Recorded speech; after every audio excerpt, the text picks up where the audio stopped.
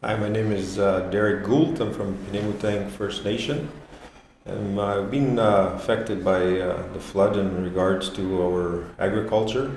We used to have about 40 cattle ranchers within our community alone.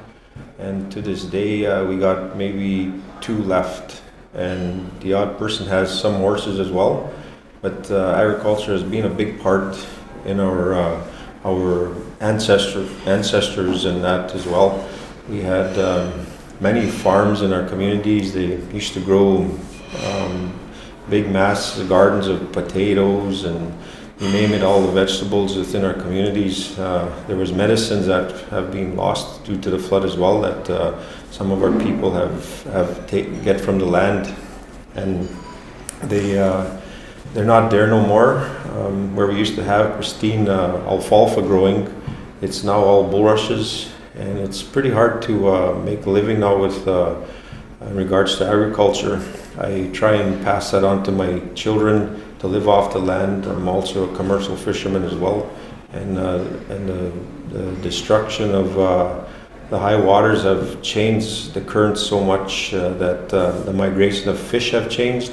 We have to go out further onto the lake, and the lake freezes a lot later now because of the high currents. The ice cannot freeze, and we risk our lives as we go onto the marshland to get to the main hard ice of the lake, and where we were always secure before that. We knew that there was hard ground there, and now when we do travel on the land itself, we're traveling about 7 to 8 feet of water underneath us. And if we fall through there in first ice or beginning of winter, and even through the winter months, we have to continuously check because currents change as the ice freezes, and the different paths of the water cuts the ice, and sometimes we'll go through even in the middle of the winter when we're bringing our catch back off.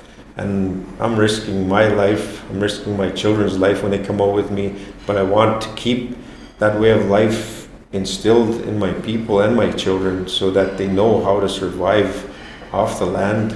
And it's such a healthy way of living. You know, today we have such a high number of diabetes within our community. And when you look at that way of life, we were physical agriculture. We farmed and we fished and we moved and we gathered and we moved within the seasons. People would move through the land.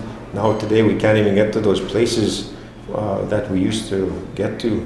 And digging Seneca route and stuff like that, there's all those areas are being wrecked due to the man-made flood that Manitoba government has allowed upon our communities.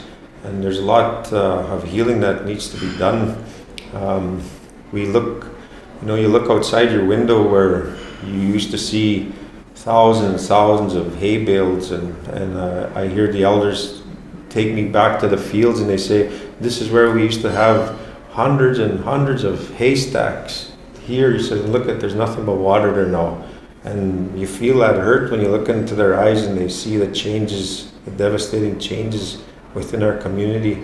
And now today, the government takes whatever little bit of land that we have, they destroyed it, and then they wonder why our people have such high unemployment and why we're dependent.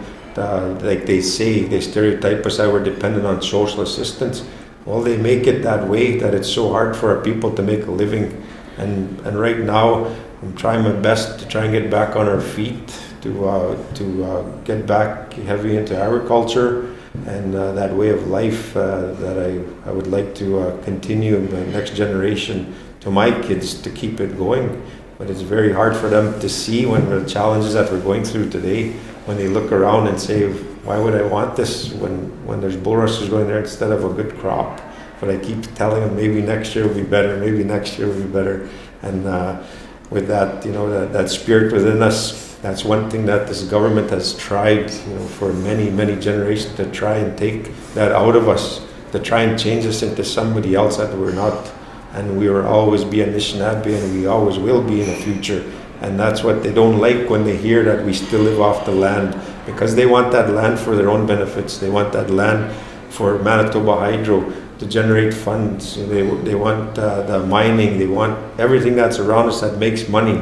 the natural resources, but they do not want to share it with our people.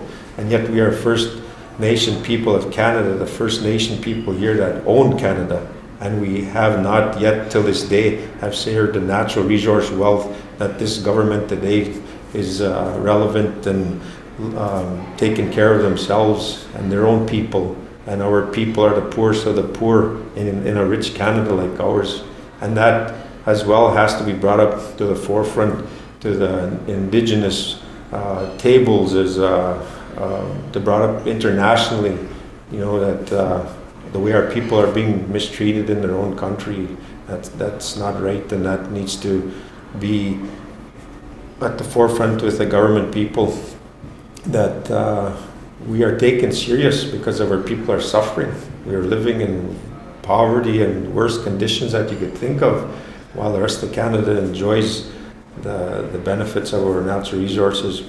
And there's a long way to healing, and it seems like when we get 2 steps up, something else comes down and knocks us back down. But we are still a strong people, and we have to stay united to make these government people accountable for what they have done to our people. And we're not going anywhere. We're going to be here. We're going to be here for thousands and thousands of years to come. Yeah.